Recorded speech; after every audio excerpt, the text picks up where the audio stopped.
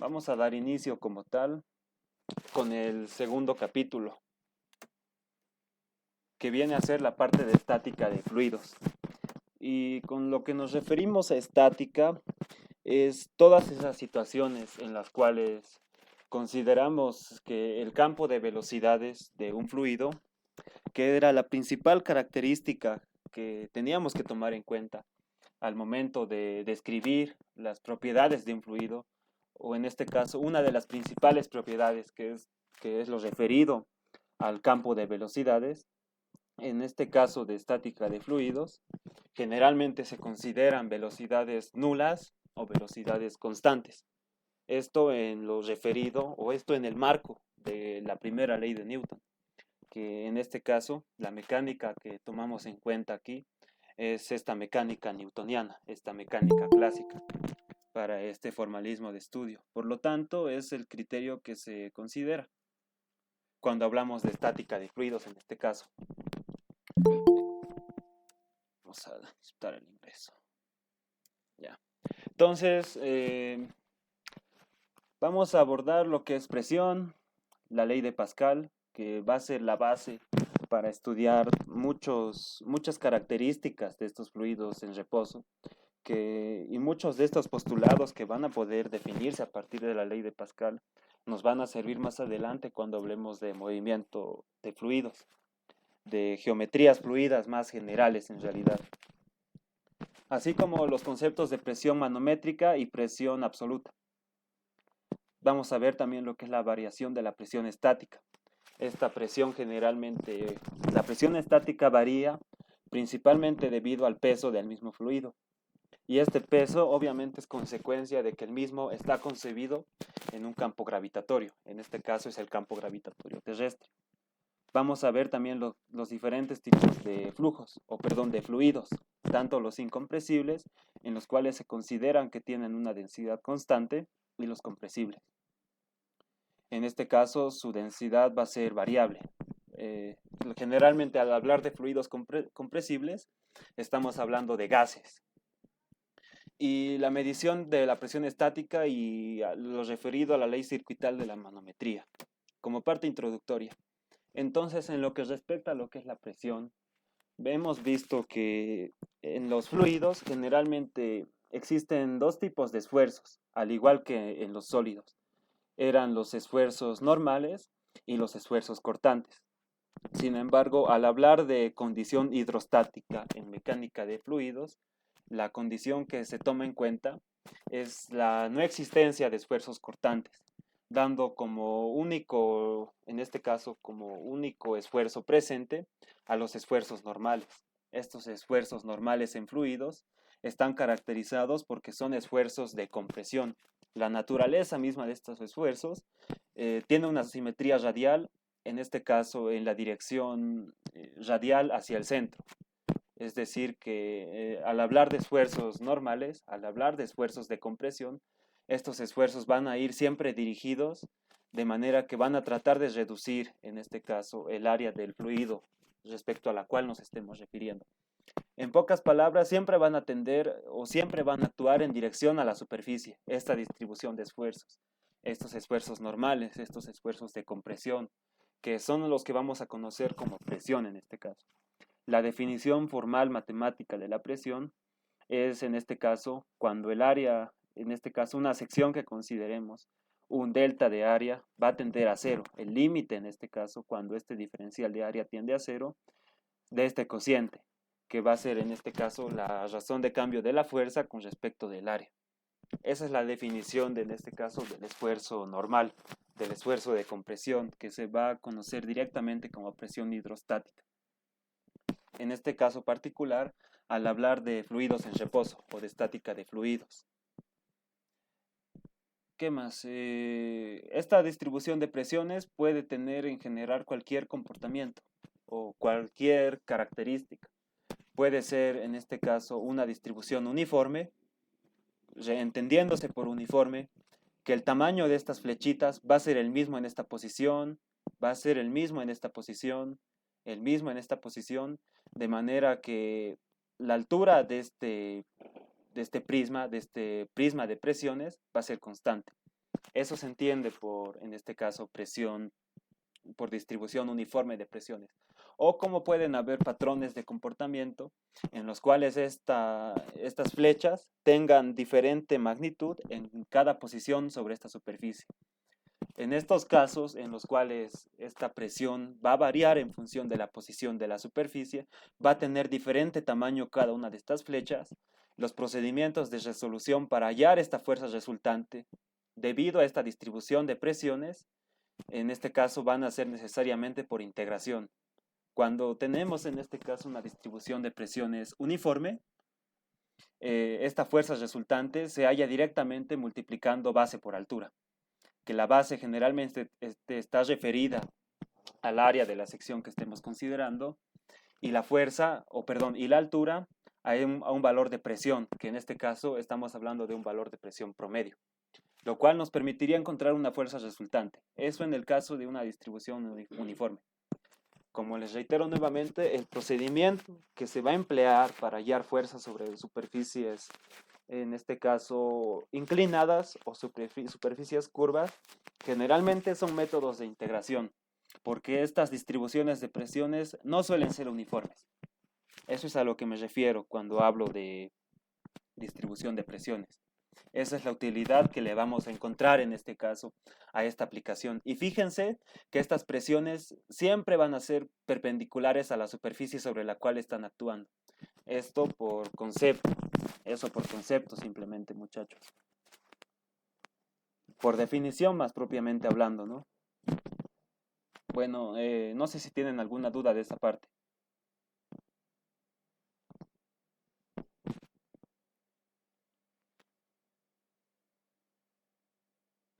¿Están ahí todavía?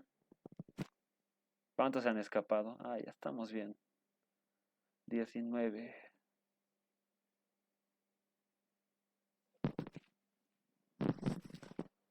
Cuando hablamos de postulados fundamentales en mecánica de fluidos, uno de los más importantes es la ley de Pascal.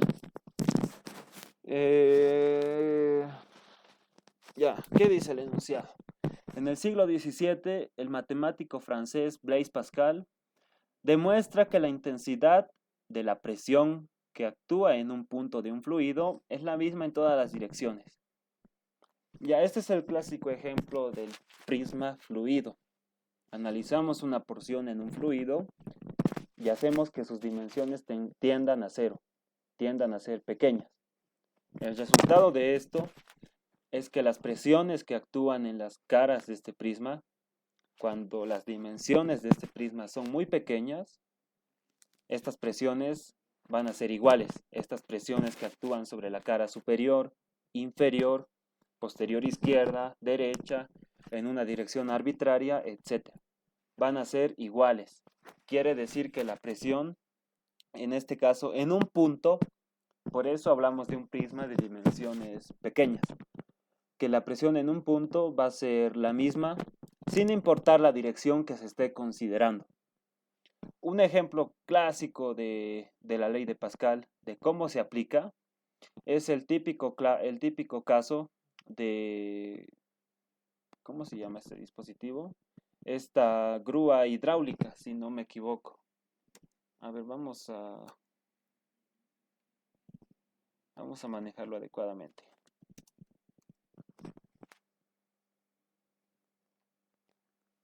Ya, pero también se puede resumir afirmando que toda presión ejercida hacia un fluido se propagará sobre toda la sustancia de manera uniforme. Ya, entonces, aquí tenemos el ejemplo clásico. Ya, esto es lo que se conoce como prensa hidráulica, muchachos.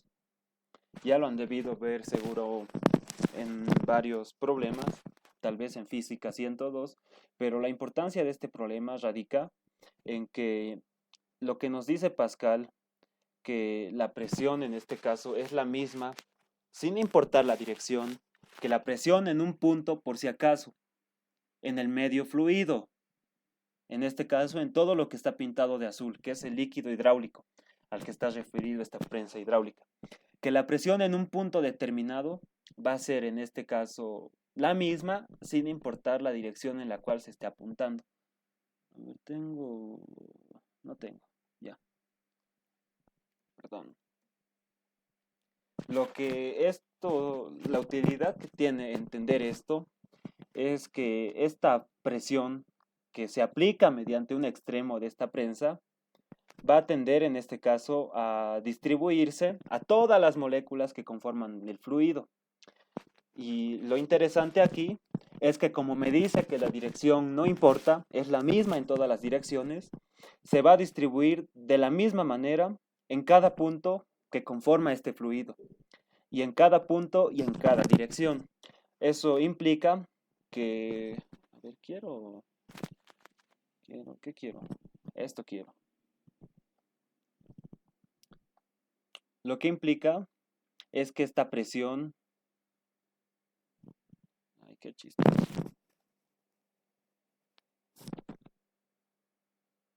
que esta presión debido a F1 va a aparecer en cada punto de este fluido. Va a aparecer aquí, va a aparecer aquí, va a aparecer sobre las paredes, sobre estas paredes más grandes, sin cambiar su magnitud. No sé si me dejo entender. Esta presión se va a distribuir en todo el fluido, sin cambiar su magnitud, sin cambiar, en este caso, en todas las direcciones. Va a actuar perpendicular a cada superficie. Eso es lo que nos está diciendo. Que toda presión ejercida hacia un fluido se propagará sobre toda la sustancia de manera uniforme. De tal manera que lo que nos permite hacer esto es que como esta presión va a aparecer en esta sección y se va a transmitir con la misma magnitud a través de todo el fluido, va a aparecer de la misma manera aquí, en esta sección más grande. Y el resultado de esto es algo como esto, que la presión 1 va a ser igual a la presión 2. Por la definición de presión, fuerza sobre el área, sobre la sección, que puede ser circular en muchos casos. De esta manera, muchachos. Y esto es lo que tenemos referido aquí. De esta manera.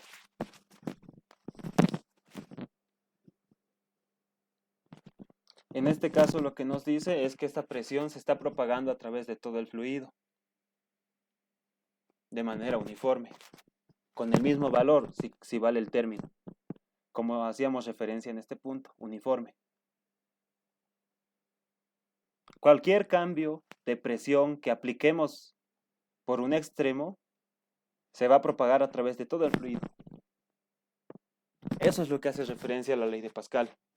¿Y qué importancia tiene esto?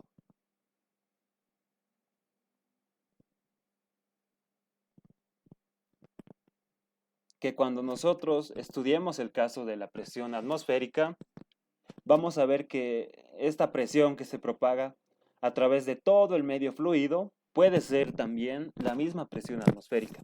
Es un cambio de presión que existe la presión atmosférica para el fluido con el cual puede estar interactuando.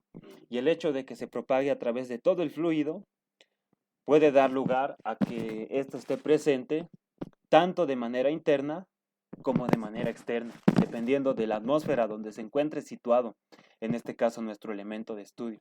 El resultado de esto va a ser que esta presión atmosférica no va a ser tomada en cuenta cuando hagamos cálculos estructurales de fuerzas sobre compuertas planas o circulares. ¿Por qué? Porque el efecto de la misma se simplifica, debido a que se transmite de manera uniforme a través de todo el medio fluido. Y como va a estar esta presión existente tanto interna como externamente, en este caso el elemento que estemos considerando, la misma no va a ser tomada en cuenta. Ya es un balance de fuerzas en este caso. Y el equilibrio da lugar a que no produzca ninguna fuerza resultante, que sea en este caso de interés para el analista. Esa es la importancia, la primera importancia que vamos a rescatar de lo que es la ley de Pascal, muchachos. No sé si tienen alguna consulta de esta parte. que es algo conceptual, muy conceptual, pero que nos va a servir para plantear diferentes tipos de situaciones y configuraciones para este tipo de problemas. Lo que es presión absoluta y presión manométrica. El primero, la presión absoluta. Generalmente, cuando hablamos de vacío, hablamos de una condición, hablamos de condiciones en las que idealmente no existe ningún tipo de molécula, de ninguna sustancia. Generalmente nos referimos al aire, porque es el medio más abundante en este caso, que podemos encontrar en una atmósfera, en este caso en la atmósfera terrestre. Entonces tenemos que cualquier valor de presión que se mide por encima del valor de vacío se denomina presión absoluta. Presión de vacío, el vacío donde no hay nada, teóricamente hablando. Entonces cualquier valor de presión medida con respecto a este vacío, donde la presión es cero, donde no hay nada, es la presión absoluta. Aquí tenemos una pequeña escala de presiones, donde esta presión absoluta está referida al cero o al vacío en este caso.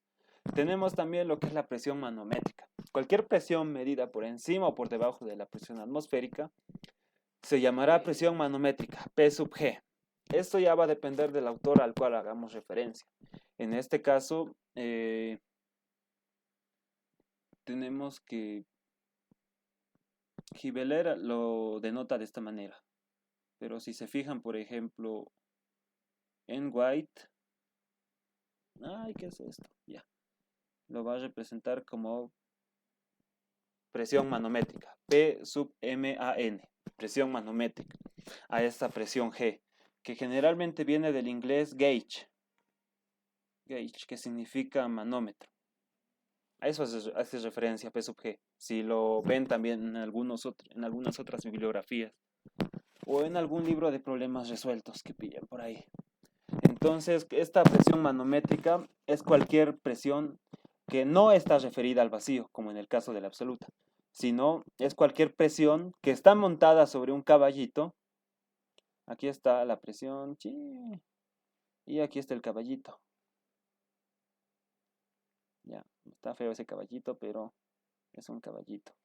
Entonces, está montada sobre un caballito, y este caballito es la presión atmosférica. Cualquier valor de presión referido a la presión atmosférica, en este caso, se conoce como presión manométrica, P sub gauge. La importancia que tiene esto es que esta presión manométrica puede tener valores positivos como puede tener valores negativos, dependiendo de si esta persona se encuentra sobre el caballito o debajo del caballito. Si se encuentra sobre el caballito, que es la presión atmosférica, estos valores de presión manométrica son valores positivos. De tal manera que la presión absoluta se va a encontrar como la presión atmosférica más esta presión manométrica. Y si esta presión manométrica tiene un valor negativo, un signo negativo, esta persona está debajo de este caballito sobre el cual se estaba montando, que es la atmósfera. Y el valor de la presión absoluta, fíjense que en todo caso, esta fórmula tiene validez. Lo único que va a cambiar es que en este caso P sub G va a ser negativo. Entonces se los reemplaza tal cual, menos P sub G. Y listo. Esta fórmula es la única que tienen que acordarse. Para, en este caso, relacionar lo que es la presión atmosférica con la presión manométrica, la presión manométrica con la presión absoluta. Cuando la presión manométrica tiene un valor negativo, la presión absoluta es esto, generalmente menor que la presión, obviamente menor que la presión atmosférica, perdón, ¿no? Como le estamos restando este valor en este caso. Esa es la escala de presiones, muchachos. No sé si tienen alguna consulta de esta parte.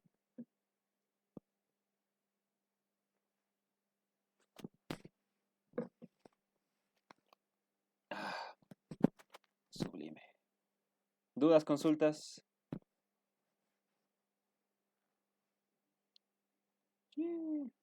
¿Está todo claro? ¿Seguros? ¿Seguros, seguros, 100%?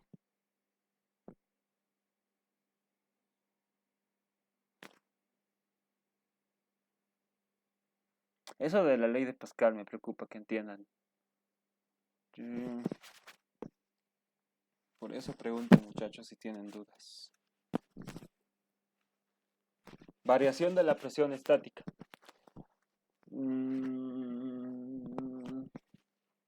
Ya, generalmente en campos gravitatorios, en presencia de campos gravitatorios, como son todas las situaciones de trabajo que encontramos por estos medios fluidos, lo que viene a ser en este caso el peso, o en este caso, o las características geométricas del fluido, vienen a ser importantes. Esto como consecuencia de que el mismo, al tener una masa en un campo gravitatorio, su peso va a jugar un papel importante. Y este papel importante está determinado mediante el siguiente análisis. Primero, un elemento fluido, cualesquiera, va a tener en este caso un ancho delta Y, va a tener un ancho delta Y, y sobre una de las caras va a estar actuando una presión por el área de la sección transversal, que en este caso le está llamando delta de área. ¿Ya? Esta es una fuerza, presión por el área, fuerza. En la otra cara vamos a tener que, va a aparecer la misma presión, pero seguramente va a estar incrementada por algún valor. Un incremento en la presión con respecto a la posición que estamos analizando, que en este caso es la coordenada Y. Ya, esto por si acaso viene del cálculo, viene del concepto de series de Taylor. No vamos a hacer referencia a ello, pero esto está haciéndose referencia a que de manera general en esta cara podría existir un incremento de presión. A eso nomás está haciendo referencia este término, muchachos. No se preocupen tanto. Entonces hallamos que en esta cara, de manera general, puede existir un incremento de presión. Estamos estudiando según la dirección y también multiplicado por un delta de área, es decir, tiene una sección constante. Nosotros hacemos este balance de fuerzas, igual a cero porque estamos en condición de equilibrio.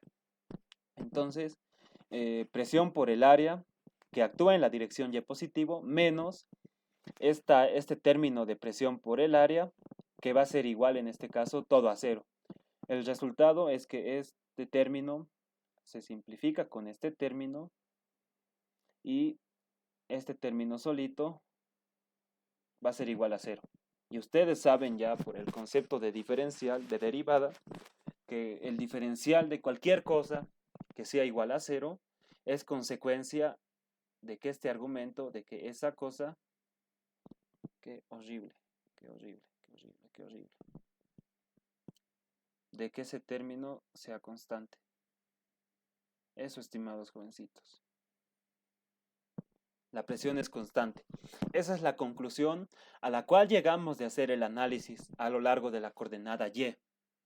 Si hacemos un análisis similar en la coordenada X,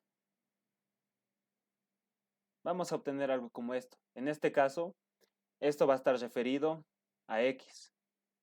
Ese va a ser el único y más importante cambio, dando como consecuencia de que este análisis llegue a la misma conclusión.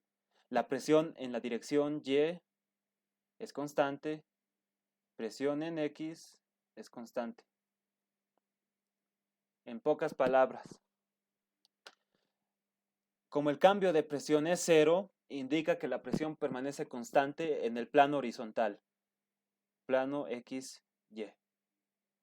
Esa es la conclusión a la cual llegamos de este análisis. Cuando nosotros hacemos el análisis, ahí, ¿dónde está? Cuando hacemos el análisis 3 en el eje Z, fíjense que en el eje Z estamos hablando ya, qué macana, estamos hablando de que existe un campo gravitatorio, de carácter vectorial obviamente, y en la dirección negativa de Z. Como existe este campo gravitatorio, este elemento fluido, el cual posee una masa, en este caso vamos a hablar de, vamos a estudiarlo en términos de su peso específico. Por si acaso, peso específico es igual al peso por unidad de volumen. Ya, el volumen se escribe así por si acaso según Gibeler. Peso específico o también densidad por gravedad. Densidad ¿qué queremos escribir? En términos de volumen. Ya de aquí despejamos que el peso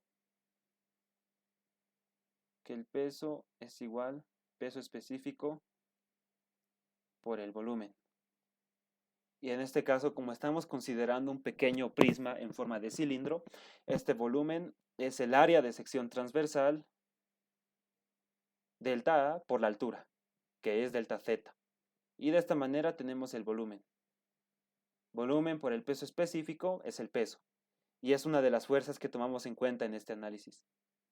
Otra de las fuerzas es la presión por el área, similar al análisis anteriormente realizado.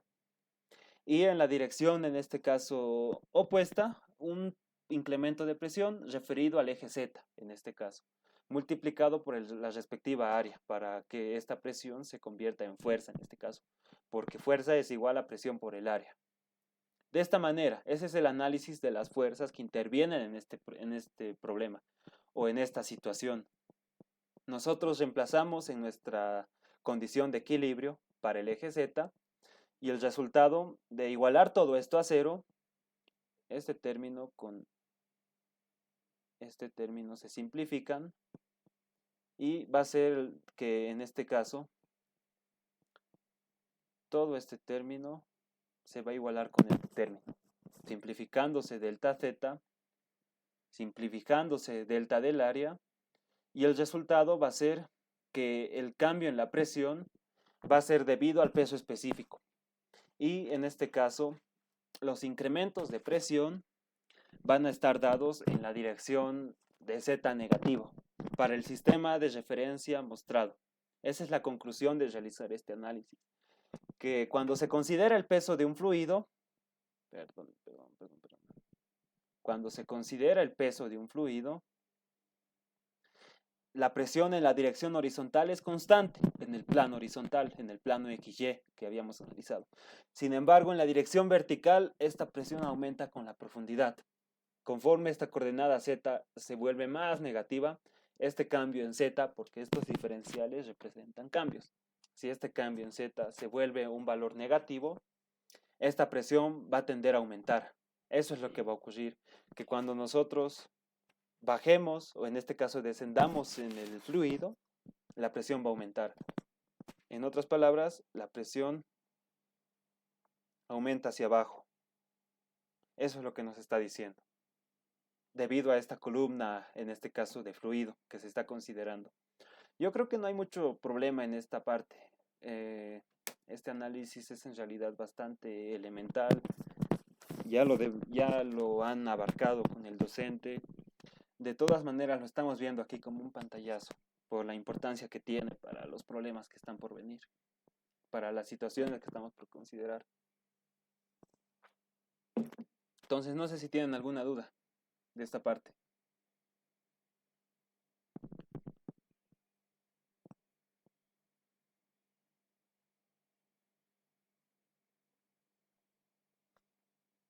¿Dudas, consultas, muchachos? Ya estamos bien en tiempo, entonces avanzaremos si no hay dudas.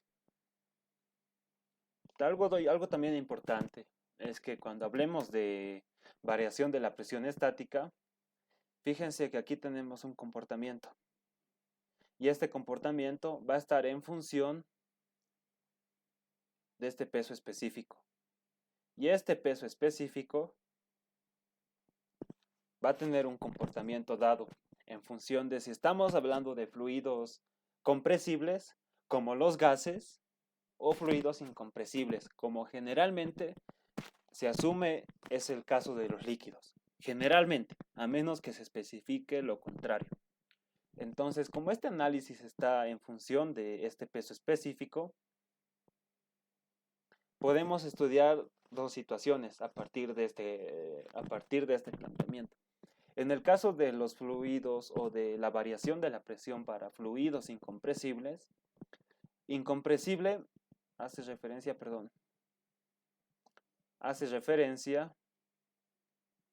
a que este peso específico, no se olviden que el peso específico también se entiende como densidad por gravedad. y la densidad es masa por unidad de volumen. Por ende, un fluido incompresible es uno que no varía sus dimensiones. Quiere decir que este volumen es constante. Y como no estamos abordando problemas de flujo, esta masa también va a ser constante en una región determinada. El resultado de dividir dos constantes es otra constante, la densidad. Y si esta densidad, una constante multiplicada por otra constante, como la gravedad, va a dar como resultado otra constante. Llegando a la conclusión de que un fluido incompresible es uno en el cual el peso específico permanece constante. Eso se entiende por fluido incompresible. Si establecemos la referencia en la superficie del líquido, donde la presión es P sub 0, y luego medimos Z hacia abajo, esto es lo mismo que hacer que en esta ecuación yo haga que diferencial de Z menos diferencial de Z. En otras palabras, lo que yo estoy haciendo es cambiar la orientación de mi sistema de referencia. Lo estoy invirtiendo. ¿Esto para qué? Para manejarlo de forma más intuitiva. En este caso, yo voy a establecer que Z igual a 0 va a estar en la superficie y el mismo va a ir incrementando a medida que descendemos a través del medio fluido. A eso hace referencia esta situación. Y lo que va a hacer es proporcionarnos una situación más intuitiva, en la cual la presión va, en este caso, incrementar a medida que nosotros vayamos descendiendo a través del medio fluido, es decir, incrementa con la profundidad. Nosotros integramos esta ecuación diferencial de primer orden. Integramos en Z igual a 0, decimos que la presión es P sub 0. Fíjense que este P sub 0 puede estar referido en realidad a una presión atmosférica, que es generalmente a un valor de frontera, a un valor inicial en este caso, que tomamos en cuenta para estos cálculos. E integramos hasta una profundidad H, una profundidad arbitraria. En esa profundidad la presión va a ser P, una presión igual genérica que nosotros podemos hallar o que va a ser de interés en este caso para el analista. Integramos esta ecuación diferencial de primer orden y el resultado es que la distribución estática de presiones en un fluido estático va a tener este comportamiento. La presión en un punto determinado, y fíjense qué interesante, ¿no? En un punto determinado, en un punto cualquiera. A eso está haciendo referencia el punto P, o perdón, la presión P. Es igual a sumarle un número, un caballito. Este caballito puede ser la presión atmosférica. Puede ser, digo. Generalmente puede ser la presión atmosférica más gamma por H. Peso específico por la profundidad a la cual nos interesa hallar esta presión. Sin importar la profundidad que consideremos, aparece este caballito. Y es lo que yo les había dicho, ¿no, muchachos? Por la ley de Pascal, una presión que la apliquemos a un medio fluido, como puede ser la presión atmosférica, va a aparecer distribuida en todos los puntos que conforman el medio fluido. Va a aparecer aquí, va a aparecer aquí, y va a ser la misma sin importar su dirección. Fíjense, va a ser la misma. Ay, no, qué feo que está eso. Ya, a ver. Así. Va a ser la misma, sin importar la dirección en la cual estemos considerando. Como esta presión atmosférica aparece distribuida en todo el fluido, entonces lo que hace este análisis es reafirmar esa conclusión a la cual habíamos llegado a través de la ley de Pascal, que esta presión atmosférica, al distribuirse de la misma manera en todo el fluido, va a ser en este caso a una profundidad determinada. Esta presión va a aparecer en este caso y va a sumar al total que estemos considerando. En este caso va a sumar a la presión debido a esta columna fluida que se está generando en este caso. Y es a lo que hace referencia a este término, gamma por H. Fíjense que esto también se parece a esta relación. un caballo, que era la presión atmosférica, más la presión manométrica, que era en este caso referido a esta presión atmosférica. Estaba montado sobre la presión atmosférica. Este igual es otro caballo, P sub 0, al ser un valor constante. Y este gamma por H está montado sobre ese caballo. En pocas palabras, este gamma por H representa una presión manométrica. En este caso, la presión manométrica, debido a la columna fluida que estemos considerando en este problema. En pocas palabras, va a ser un caballo que va a estar montado sobre esta constante y va a dar como resultado esta presión total o presión absoluta, visto de otra manera. Visto de otra manera. Entonces, ¿qué nos dice? Que cuando la presión en la superficie es la presión atmosférica, P sub 0 es igual P atmosférica, entonces el término gamma por H representa la presión manométrica en el líquido. Y de esta manera, para un fluido incompresible, la presión manométrica o la presión debido a la columna fluida va a tener esta forma. Fíjense que esto, es similar a decir Y igual mx, donde x va a representar la profundidad, y va a representar la presión y gamma la pendiente de esta recta. En pocas palabras, estamos hablando de una relación lineal. Esta relación lineal lo que nos refleja o lo que nos está diciendo es que a partir de la superficie la presión va a aumentar de forma lineal. Esta presión manométrica va a aumentar de forma lineal. Eso nos está diciendo este problema o esta conclusión, que va a aumentar de acuerdo a esta línea recta. Esta presión que hace referencia al fluido que estemos considerando. Eso nos está diciendo este análisis matemático, que esta función va a variar de forma lineal, va a ser una línea recta. El incremento de la presión va a ser de acuerdo a una línea recta. Esa es la conclusión a la cual llegamos a partir de este análisis. Y es lo que vamos a tomar en cuenta cuando analicemos distintos tipos de fluidos, muchachos. Distintos tipos de fluidos.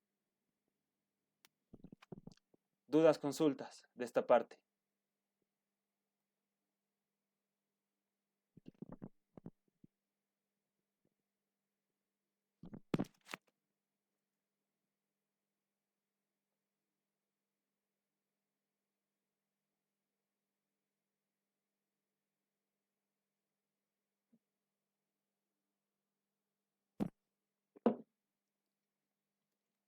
Ya, continuando. ¿Qué pasa en el caso de flujos compresibles? Ya, una aplicación importante en esta situación. ¿Qué pasa si caramba. ¿Qué pasa si este fluido, aquí tenemos un fluido, si este fluido es un gas? ¿Cuál es la situación interesante en los gases? Generalmente un gas tiene densidades muy pequeñas. Como ejemplo, un gas muy conocido. No, ¿qué estoy haciendo? Es el aire. Perdón. La densidad del aire está en el orden de 1 kilogramo por metro cúbico. Y la densidad del agua está en el orden de los 1000 kilogramos por metro cúbico. ¿Se dan cuenta que estamos hablando de una diferencia de un orden de magnitud de 1000? O sea, es una cosa monstruosa para este tipo de análisis. ¿Y por qué hago este ejemplo? Porque cuando hablemos de gases, otra vez, cuando hablemos de gases, gamma, el cual es densidad por gravedad, densidad es pequeño. Ay, no. Ya, vamos a decir que así lo vamos a hacer. Como densidad es pequeño, tiende a cero, gamma, rho por g, Cualquier cosa que tiende a cero multiplicado por algo va a ser algo que también tiende a cero. En pocas palabras, que la presión va a variar poquito. No se olviden que habíamos dicho Y igual mx. Como la pendiente gamma es un valor bien chiquito, bien, pero bien pequeño, esta recta va a ser algo así. Y esto está exagerado todavía, perdón. Esto no está muy bien que esté así. Debería pasar por el origen, pero ya ni modo. Como la presión va a ser algo así. Y esta pendiente va a ser gamma. En realidad es más pequeño. Lo que da como resultado es que a medida que incrementemos la altura, la presión se va a incrementar apenas. Apenas. Y cuando analicemos este medio fluido, o en este caso este medio gaseoso, el resultado es que esta distribución de presiones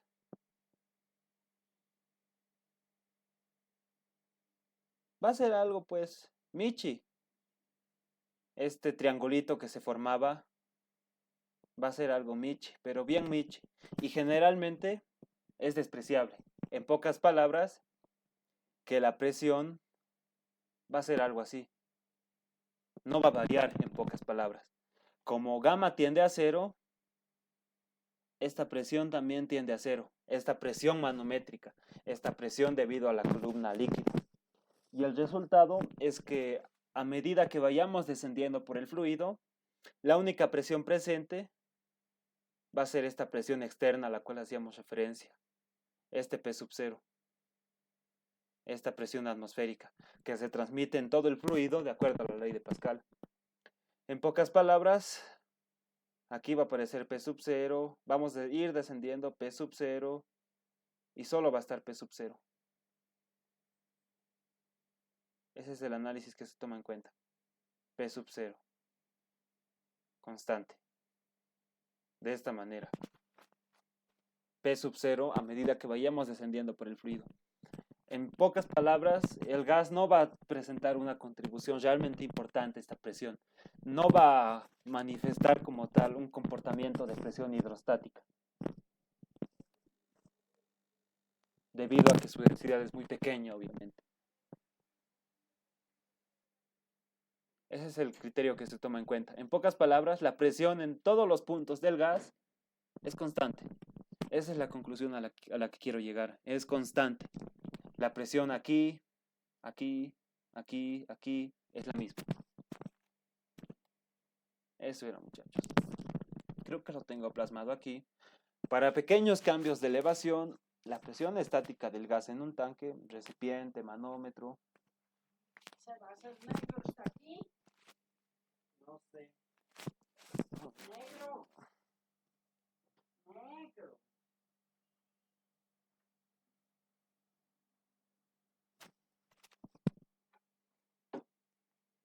Ya. Puede considerarse constante en todo su volumen, ya que el peso específico de un gas es muy pequeño. Esa es la conclusión a la que se llegaba de este análisis, muchachos. Vamos un cachito. Está fallando. Ya. ¿Qué pasa en el caso de fluidos compresibles? Fluidos cuyo gamma generalmente es función de la presión. Es decir, tú aplicas presión como en un fluido encerrado en un pistón. Tú aplicas presión y el resultado es que esto se va a tender a comprimir. Y realizarás un trabajo, etcétera, pero ese peso específico está variando. Ese es un caso muy común, en el cual la densidad es, en este caso, función de la presión. Generalmente es el parámetro más importante, lo que tiende a comprimir el fluido y hacer que varíe, en este caso, este peso específico, que varíe en realidad el volumen ocupado por el gas, porque generalmente son gases estos fluidos compresibles. El peso específico no es constante en el fluido, se debe integrar. Entonces partimos de nuestra condición hidrostática y lo que hacemos es integrar esta expresión. Hallamos el peso específico en función de la presión. En este caso, generalmente se toma en cuenta que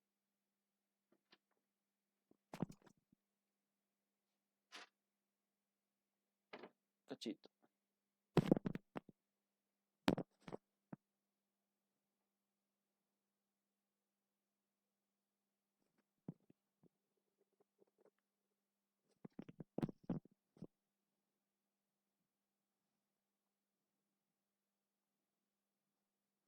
El gato quiere salir, pero no sé dónde está el negro.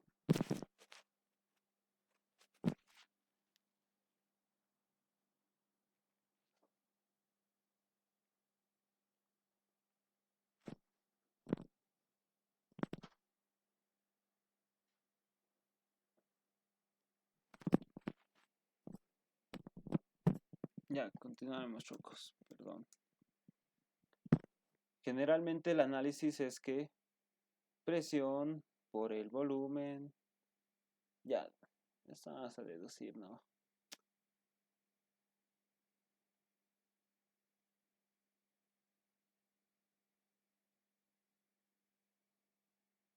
Ah, ya muchacho. A ver. Lo que llegamos es que el peso específico se expresa de esta manera.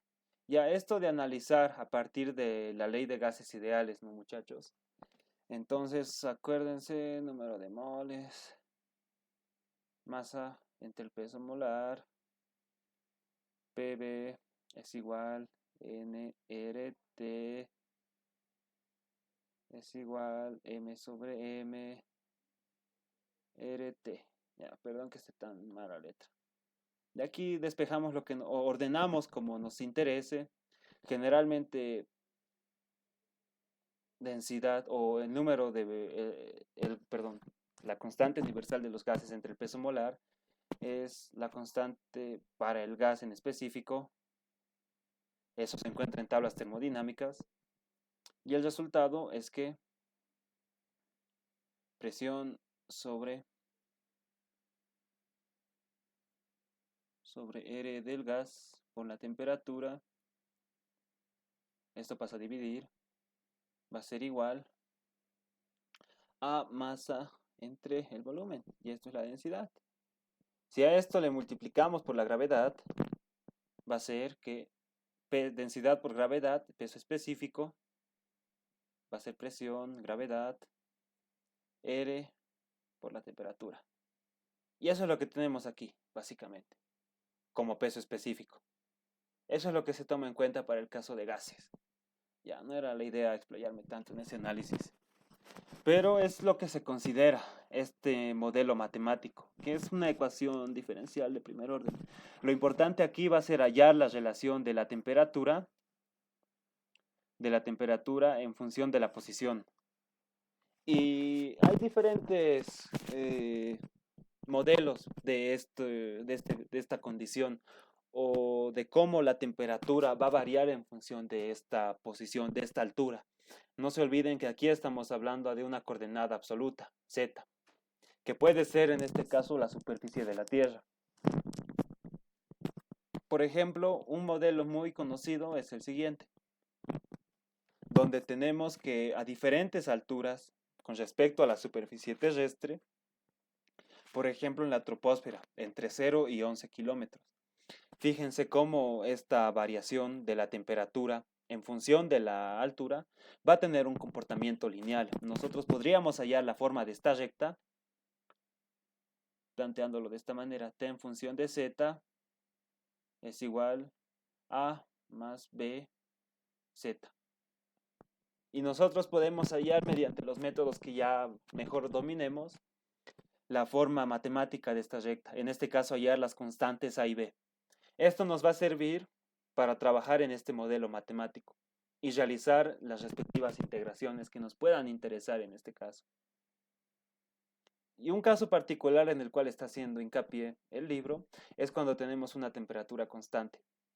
En este caso lo está analizando en esta pequeña región, entre los 11 y los 20.1 kilómetros, en la estratosfera.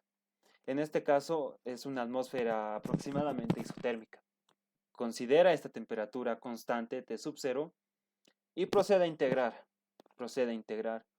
dando como resultado esta expresión final. Resultado de la integración. Quizás es el modelo más sencillo para este modelo de atmósfera isotérmica, en el cual la densidad es constante y ha tenido que tomarse en cuenta su variación con la presión atmosférica. Y fíjense que puede hacer lo mismo para cada una de estas regiones, en función del área de interés en la cual estemos concentrados. Generalmente en estas expresiones se manejan valores absolutos. ¿Qué valores absolutos? Temperatura absoluta y presión absoluta. Por si acaso, esa temperatura absoluta es la que se mide en kelvins. Eso que ya conocen. Temperatura absoluta es la temperatura en grados centígrados más 273. Esa. Punto 15 ya. Esa es la que se maneja como temperatura absoluta. Y es la que tienen que tomar en cuenta para estos cálculos. Ya, ¿qué más? Para gases ya habíamos visto la situación. Qué hueva. Ya dudas, consultas. Ya se han escapado 5. 16 menos 2, 14.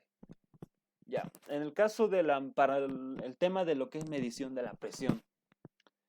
Si bien podemos hablar de presión manométrica y absoluta, un punto importante es cómo vamos a poder cuantificar en el mundo práctico para fines de instrumentación, para fines de control, cómo vamos a poder manipular estas variables, porque al final y al cabo, en un proceso industrial, lo que se busca es trabajar con estas variables mediante el control de las mismas. Y la manera de realizar el control es midiéndolas, porque si no hacemos una medición del proceso, no vamos a no vamos a conocer en qué estado se encuentra el mismo, no vamos a tener un medio para regular el mismo, porque no podemos controlar algo que no estamos midiendo como tal. Desde un punto de vista clásico, muchachos, desde un punto de vista de control clásico. Entonces es importante lo que es la medición y las diferentes técnicas de medición, o las más básicas en este caso, para lo que es la presión atmosférica es, y viene siendo desde tiempos memorables, el uso de barómetros. ¿Qué es un barómetro? Generalmente es un tubo que se llena con mercurio. Este tubo se lo voltea sobre un recipiente y este recipiente, la característica es que también contiene mercurio. Entonces, aquí se va a crear una pequeña atmósfera. Una característica importante es que esa presión de vapor, habíamos hablado, ¿no?, que aquí habían presiones de vapor. En este caso, esta presión de vapor debido al mercurio, como el mercurio, fíjense aquí el menisco convexo, tiene fuerzas de cohesión pues brutales. Y como tiene fuerzas de cohesión brutales, pocas moléculas van a escapar. Y en esta pequeña atmósfera que se va a formar, va a ser pues de un valor pequeño. Va a tender a cero esta presión de vapor. Y se puede asumir que en toda esta región, esta presión P sub A, le denominamos el punto A, va a ser igual a cero. Lo que nos va a servir este análisis es que a partir de esta situación de equilibrio creada, como estamos en un mismo fluido, aquí va a estar la atmósfera. Aquí va a estar la atmósfera.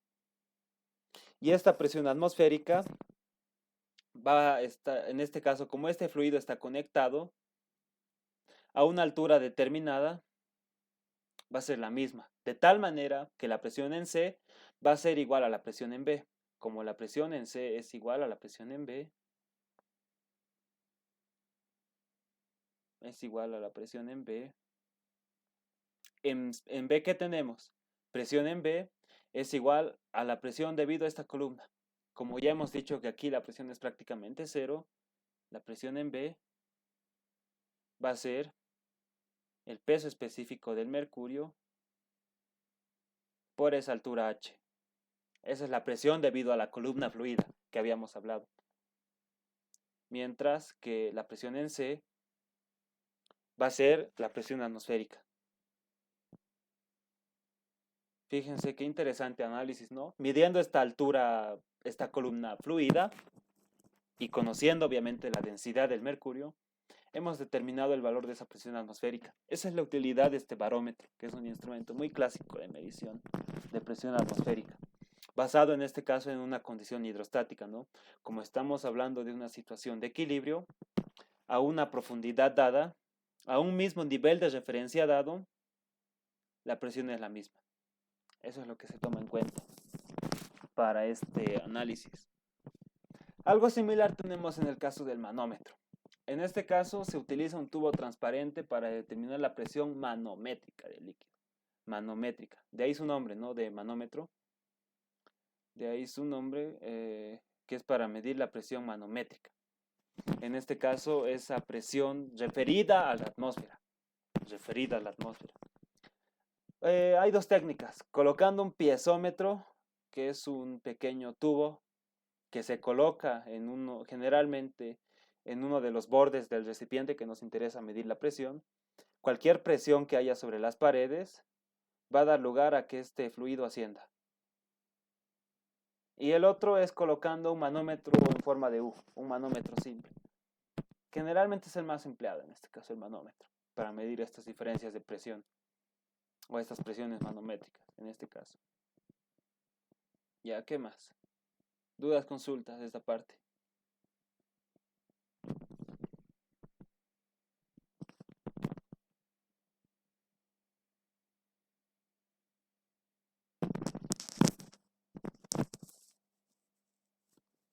¿Me creen que la presión en C sea igual a la presión en B? A esta altura. ¿Me creen?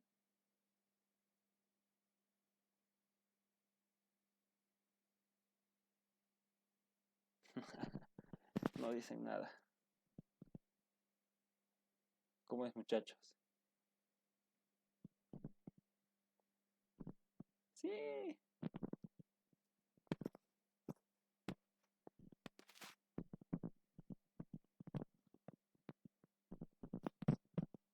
Si no fueran iguales, ¿qué ocurriría? Diferencia de presión. ¿Y una diferencia de presión qué es? Una fuerza. Por lo tanto, esto se volvería inestable. Eso es lo que ocurriría. Esto va a empujar y esto va a empezar a ascender hasta que se encuentre en una situación de equilibrio, como es en este caso el ejemplo que estamos estudiando. Ya, eso lo van a analizar con más cuidado. Regla del manómetro, ley circuital, también llamada. El procedimiento es generalmente el siguiente. La utilidad de los manómetros es que nos permiten determinar diferencias de presiones entre dos puntos que nos puedan interesar. Puede ser un gas de presión desconocida y una referencia, en este caso un vacío en el punto C, idealmente hablando. Entonces lo que nos dice es comience en un punto del fluido donde se va a determinar la presión y proceda a agregarle las presiones algebraicamente desde una interfaz vertical del fluido a la siguiente. Por interfaces verticales se entienden estas uniones. Estas uniones. Aquí B, C. Estas interfaces hacen referencia a la unión de dos tipos de fluidos diferentes. Con diferentes nos referimos a sus densidades o pesos específicos. Esas son las interfaces.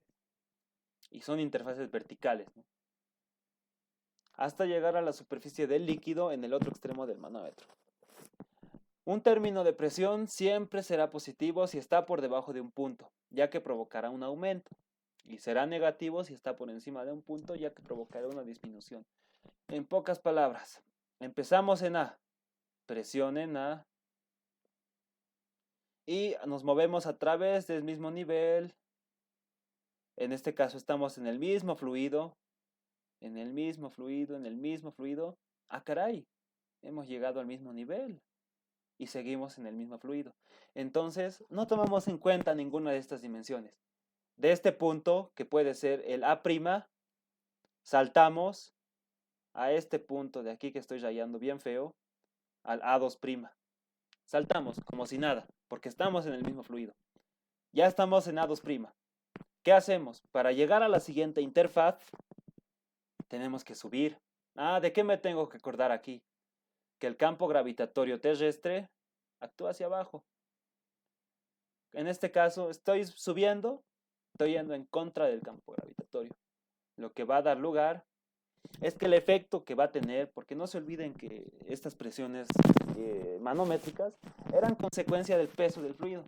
Y si estoy yendo en contra del peso que produce ese peso del fluido, si valga la redundancia, estoy yendo en contra de ese campo gravitatorio. Si estoy subiendo, estoy yendo en contra de la gravedad. Entonces yo diré menos, porque estoy quitando presión. ¿Menos qué? Ese peso específico de este fluido, que puede ser, no sé, le llamaremos, aquí le llama gamma. Gamma por esta altura, H, A, B. Y seguimos subiendo. Menos gamma prima por esta altura BC. Hemos llegado al punto final. Igualamos. ¿A quién? A la presión que tenemos al final de este recorrido. En este caso, nos está dando a entender que aquí no hay nada, que hay vacío. O puede estar la atmósfera, no sé. En este caso, cero. Está dando a entender que hay un vacío. Ese es el análisis que se toma en cuenta para estos problemas, muchachos, de manómetros. Que, por cierto, estoy apelando a que ustedes ya lo conocen. No voy a hacer mucho hincapié en esto, ya que es algo que ya conocen ustedes, muchachos. No sé si tienen alguna consulta de esta parte, de la ley circuital de la manometría. El IGE se los da en pasos, eso es cierto. Entonces, lo tienen más detallado en sus apuntes del IGE, de todas maneras. Aquí de todas maneras se los trato de resumir, porque es lo que vamos a ir aplicando en diferentes problemas. Directamente esta aplicación aquí, muchachos, no es tanto ya análisis de estas cosas. ¿Dudas, consultas? Vamos a borrar eso.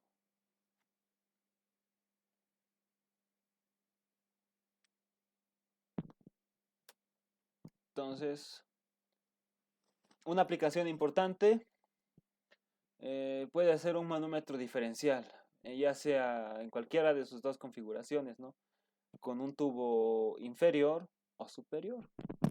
El análisis, ley circuital de la manometría. Presión en A,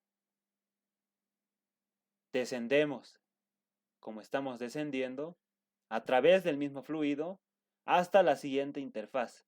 ¿Cuánto hemos descendido? Esta altura, HAB. Y la densidad es gamma de este fluido azul. Gamma por HAB. ¿Cómo llegamos a la interfaz? Recorremos el fluido. Caray, hemos llegado al mismo nivel. Entonces saltamos. Y este punto puede ser B y este B'. Saltamos a B'. Y de B', para llegar a la siguiente interfaz, subimos.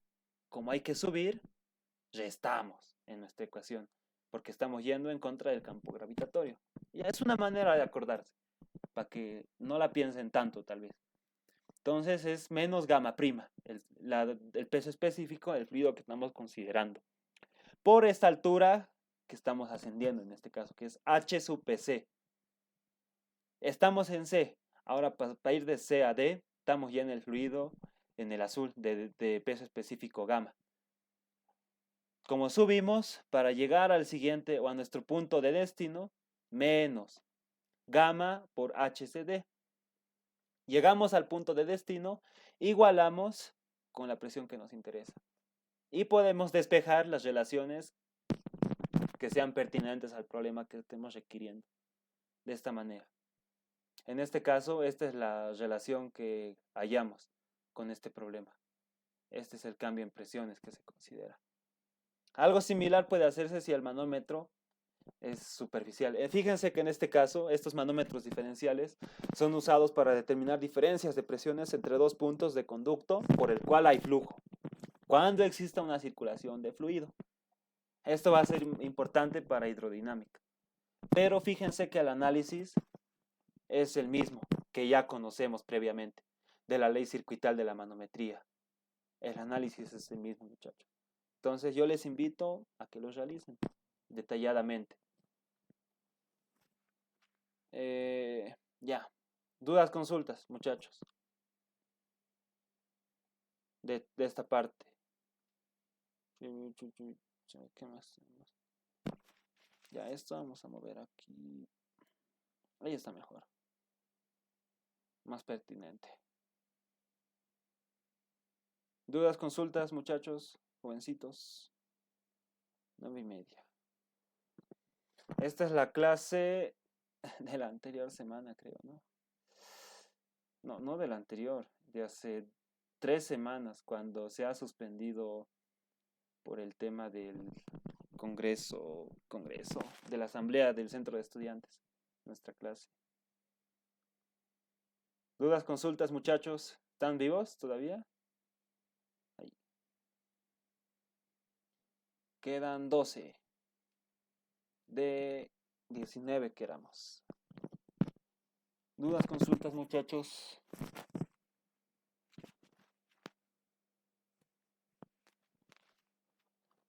¿Continuamos o ahí la paramos? Por si acaso.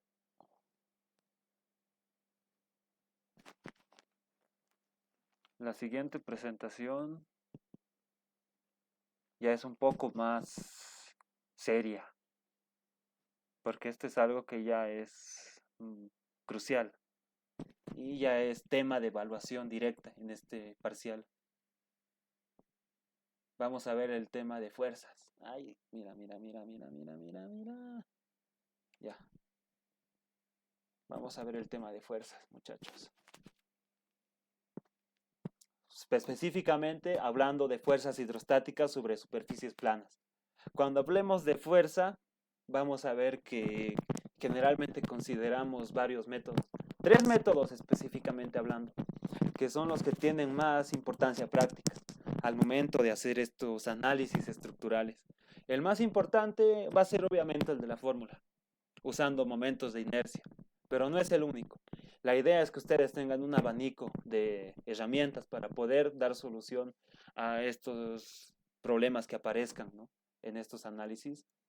Y el primero es el análisis usando el método de la fórmula para hallar fuerzas sobre superficies planas.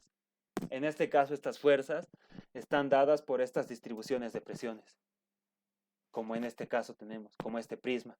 Un prisma de presiones, fíjense, que actúa sobre una superficie que tiene un área arbitraria, o perdón, una forma irregular.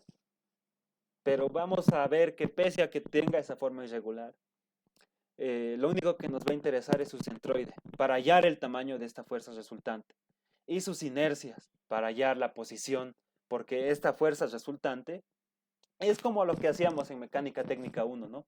Reducción de un sistema de fuerzas a una fuerza resultante y a un momento de par equivalente. Es similar lo que vamos a hacer aquí. Vamos a hallar una fuerza resultante y su ubicación.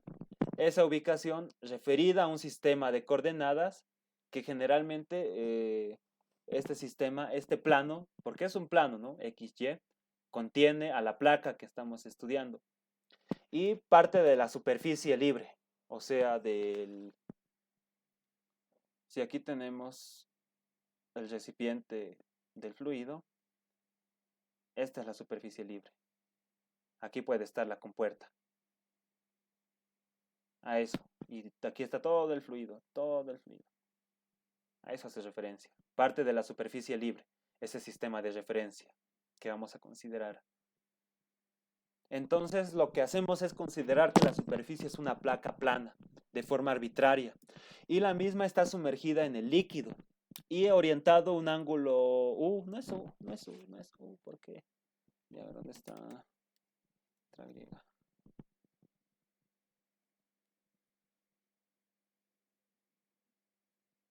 ¿Dónde estás? Esta letrita. Ya, así me lo copio por si acaso, muchachos. No es U. Ahí está, hermoso. Ya. un ángulo tita con la horizontal. A este ángulo está haciendo referencia, justamente a este ángulo tita, con respecto a la horizontal, ya a la superficie del líquido, si quieren verlo de esa manera. El origen del sistema de coordenadas XY está ubicado en la superficie libre del líquido, de modo que el eje Y positivo se extiende hacia abajo, a lo largo del plano de la placa. Es a lo que estaba haciendo referencia. Este plano XY contiene a la placa, esa es la idea. Y el origen está en la superficie libre de este líquido. Aquí está la superficie libre. Ya. Parece una tierrita, ¿no? Como en electrónica. Ya, pero de esa manera, a eso está referido. Esta distribución de presiones en este caso. El análisis que se sigue es considerar que este prisma de presiones va a dar como resultante, fíjense que aquí hay un área chiquitita, un diferencial de área. En ese diferencial de área, nosotros vamos a estudiar un diferencial de fuerzas resultante. ¿Por qué estudiamos diferenciales? Habíamos dicho, porque nos permite generalizar el análisis. Nos permite, esa es una ventaja del cálculo, es una herramienta. Y es lo que nos va a permitir, en este caso, generalizar estos análisis. Entonces vamos a considerar esta área diferencial que nos va a permitir definir un diferencial de fuerza tomando en cuenta sus coordenadas. Su coordenada X con respecto a este sistema de referencia que ya hemos definido, su coordenada X en la dirección X, y su coordenada Y con respecto, en este caso, en la dirección Y, de este punto que nos va a permitir realizar este análisis de forma general. El resultado, ya, aquí está una vista lateral de un modelo similar, ¿no? Aquí habíamos visto que a una profundidad, no sé, esta puede ser la profundidad H1, que en H1, la presión 1, solo manométricas, va a ser la densidad del fluido por la altura 1. Y en H2, la presión 2 va a ser igual densidad del fluido por H2. Obviamente presión 2 es mayor que presión 1 porque H2 es mayor que H1, obviamente. Fíjense que estas fuerzas siempre actúan de manera perpendicular a la superficie que estamos considerando. Eso ya habíamos mencionado por la naturaleza de los esfuerzos, normales en este caso, que son los que estamos considerando cuando hablamos de presión, siempre perpendicular a la superficie que estemos estudiando. Y fíjense que se cumple lo que habíamos mencionado, es una distribución lineal, Aquí la altura de este rectángulo es gamma por H1. Y al final va a ser gamma por H2. De esta manera, muchachos, de esta manera. Y puede, como no puede aparecer también aquí, la presión atmosférica. Ya habíamos visto por la ley de Pascal. Ya, en este caso no se lo toma en cuenta. ¿Por qué? Eso debería preguntarles yo a ustedes, muchachos. Ya, pero es por la ley de Pascal, básicamente. Como aparece aquí afuera, la atmósfera va a aparecer también adentro. Y va a aparecer también sobre el fluido, sobre la placa, pero va a aparecer también a este lado. De manera que al hacer el análisis de fuerzas, estas fuerzas se van a simplificar entre sí, debido a la presión atmosférica. Eso, muchachos. Por eso no se la toma en cuenta. Y eso no se van a olvidar para los problemas que resuelvan en sus prácticas. Ya, aquí está el ángulo tita al cual está inclinado esta placa. El diferencial de área al cual estábamos haciendo referencia, el diferencial de fuerza y la coordenada Y en este caso de este punto. La coordenada Y, obviamente con respecto al eje X, sobre el eje Y. La coordenada Y de este punto que estamos analizando. Entonces el análisis es el siguiente. Ya fíjense que aquí hay un pequeño triángulo rectángulo. Esto es H. Ya, aquí está el triángulo rectángulo, no me gusta. Aquí está el triángulo rectángulo, jóvenes. Aquí está tita. Esto es Y. Y esto es H. Por trigonometría, esta coordenada H, ay, qué hecho. H va a ser igual Y seno de tita. Por trigonometría. Triángulo, rectángulo. Y el resultado es que a una profundidad H igual a Y seno de tita, vamos a tener que este diferencial de fuerza que habíamos mencionado, presión en ese punto, en este punto, por el diferencial del área, por definición. Ya habíamos visto la definición de presión. En ese punto la presión es gamma por H. No hay donde perderse. Perdón. Y H es Y por el seno de tita, diferencial del área. La fuerza resultante total integrando sobre toda la superficie. Sobre toda la superficie. Hemos hallado para este puntito, diferencial de fuerza, ahora integramos para todo. Fuerza resultante, sumatoria de cada una de estas fuerzas minúsculas. Y cuando hablamos de diferenciales, sumar diferenciales es integrar alrededor de o sobre toda la superficie. Entonces integramos. Intégrame esta. A ver. Estas choco. En este caso, peso específico, a menos que nos digan lo contrario, para líquidos, constante. Tita es un ángulo arbitrario, pero es constante, porque estamos analizando para un tita en particular. Entonces, constante. Salen de la integral las constantes. Y esto ustedes ya se acuerdan de mecánica técnica 1, que la definición de centroide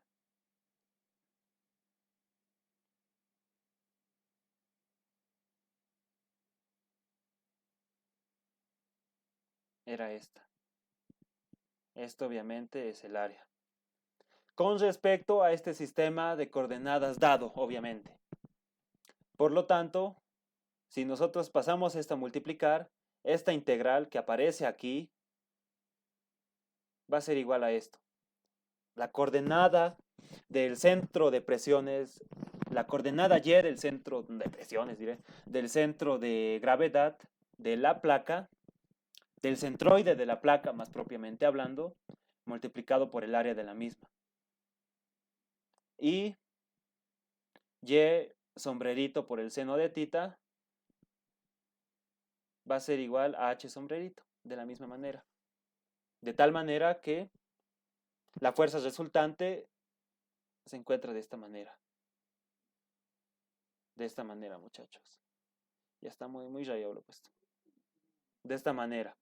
Ese es el análisis que se toma en cuenta. ¿Qué conclusión o qué es lo más importante de realizar todo este análisis?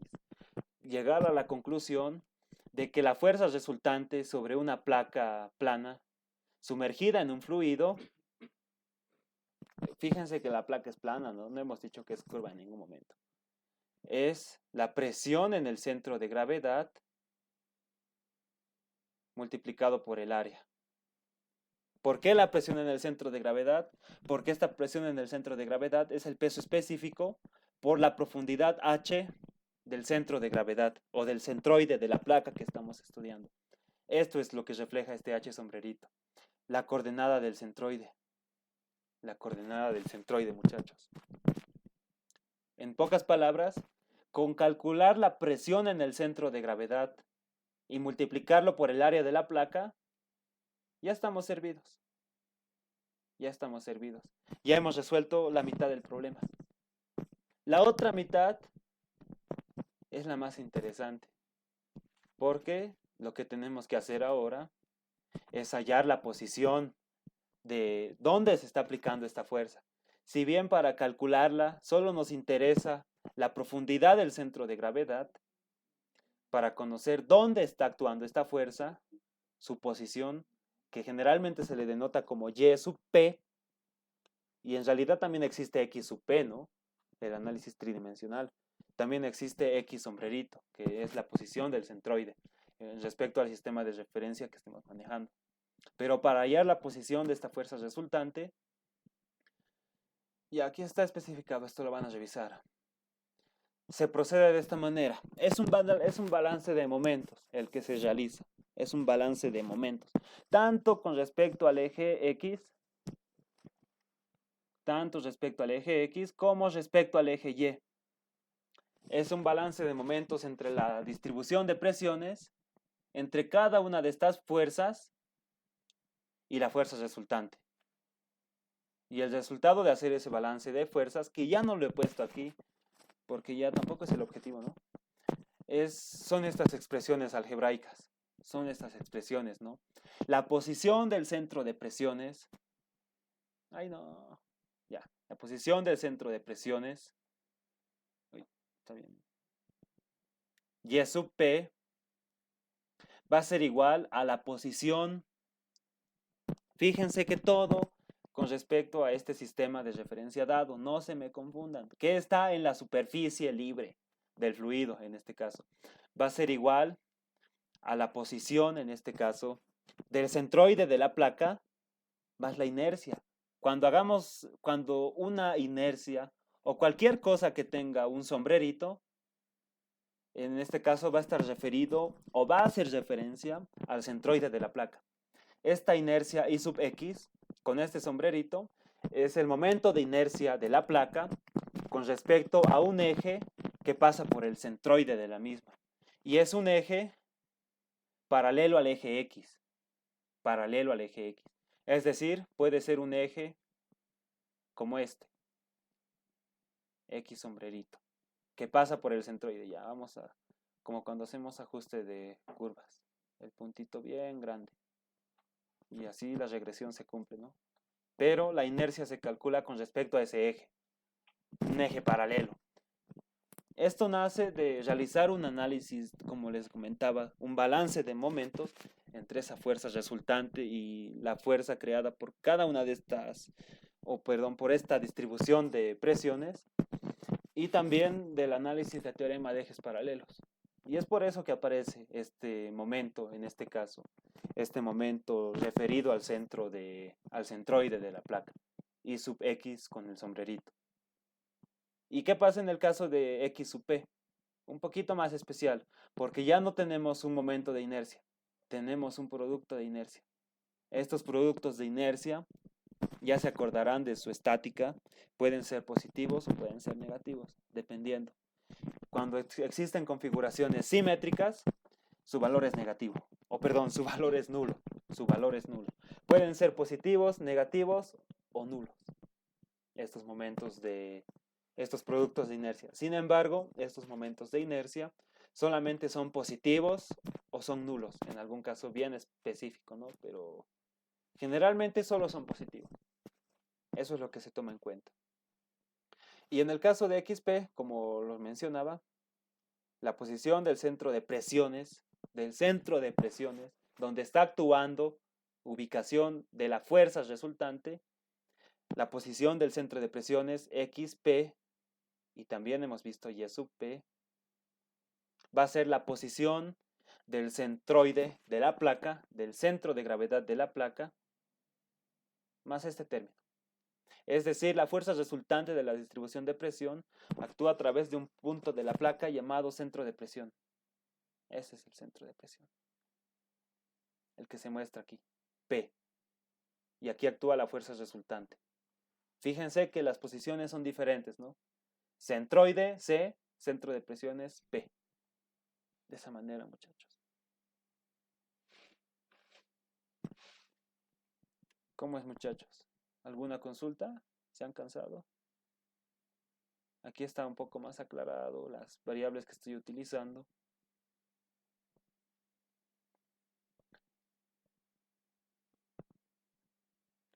Y también para el criterio para hallar la ubicación de la fuerza resultante.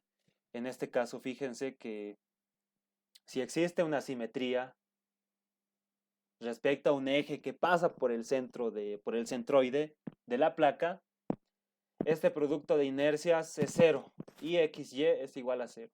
Eso ya por la definición de producto de inercia. Y como existe simetría, como en el caso de una placa rectangular o una placa circular, para ejes que son de esta manera, como existe simetría, el producto de inercia va a ser igual a cero, referido al centroide, Lo cual simplifica nuestros cálculos bastante, ¿no, muchachos? En este caso, nuestra coordenada X, es conveniente que pase directamente por el centroide, de manera que X del centro de presiones va a ser igual a X y va a ser igual a 0. Va a ser en este caso igual a X, esto es sombrerito, perdón. X en este caso de la posición del centroide y va a ser igual a 0. Hay que saber manipular estas variables, muchachos. ¿Alguna duda, alguna consulta? ¿Cómo vamos? ¿Cómo vamos, chocos? Ya es nada que ver. Ya, a ver.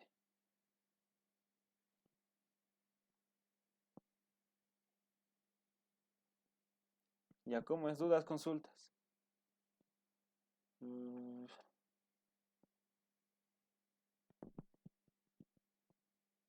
Ya, nos falta para esta parte de fuerza. Estamos cubriendo el primer método, que es el método de integración. No, ¿cómo es? El método de la fórmula. ¿Qué fórmula? Estas fórmulas. Por eso se llama método de la fórmula. Vamos a ver otro método que es muy interesante y es el método geométrico. Ese método geométrico se basa en conocer las características de este prisma de presiones, porque cada una de estas presiones forma un prisma. Hay una base, que es toda el área de la placa, y una altura, y esta altura puede ser distinta en cada punto. Eso ya lo habíamos mencionado. Si la presión es uniforme o no es uniforme. En ese caso ya vamos a tener que integrar. O pueden ser distribuciones de presiones lineales, como esta. De cualquier manera, tridimensionalmente se forma un prisma de presiones. Y la ventaja que tiene este prisma es que puede resolverse de forma geométrica. Por ejemplo, cuando tenemos algo como esto. Y esas técnicas de resolución, ustedes ya las conocen de Mecánica Técnica 1. Entonces vamos a aprovechar que tenemos esos conocimientos básicos de análisis estructural y le vamos a sacar ventaja para añadir a nuestro abanico de herramientas, en este caso, otra técnica de resolución que nos puede servir en alguna situación determinada. Esa es la ventaja que tenemos de nuestros cursos previos, ¿no? Que ahora sí nos va a servir para estos problemas específicos. Listo, muchachos, entonces estaríamos concluyendo la sesión de hoy acá, haciendo hincapié en que vamos a cubrir todavía un método geométrico y un último método que va a ser un método de integración, en el cual no vamos a detallar mucho, pero vamos a ver que tal vez nos puede servir en alguna situación específica, sobre todo cuando este método de integración se utiliza cuando tenemos la forma de la función, en este caso de este contorno. Nos va a permitir integrar, como su nombre lo dice. De todas maneras, vamos a hacer más hincapié en este método y en el siguiente para la resolución de problemas. Posteriormente vamos a ver lo que son fuerzas sobre superficies curvas. Superficies curvas como pueden ser semicilindros, semiesferas, pueden ser también semiparaboloides, cualquier geometría de manera general. Y las técnicas usadas son técnicas de proyección generalmente. Proyección de superficies, técnicas que van a constituir un cuarto método de resolución al hablar de fuerzas sobre superficies planas, ya que estas técnicas para superficies curvas son también válidas para superficies planas. Y por último vamos a concluir con lo que es flotabilidad. Ya eso después de hacer todo el análisis de esta parte de fuerza, que nos va a tomar unas 2 clases más por lo menos. Entonces vamos a concluir la sesión de hoy acá y vamos a detener la grabación.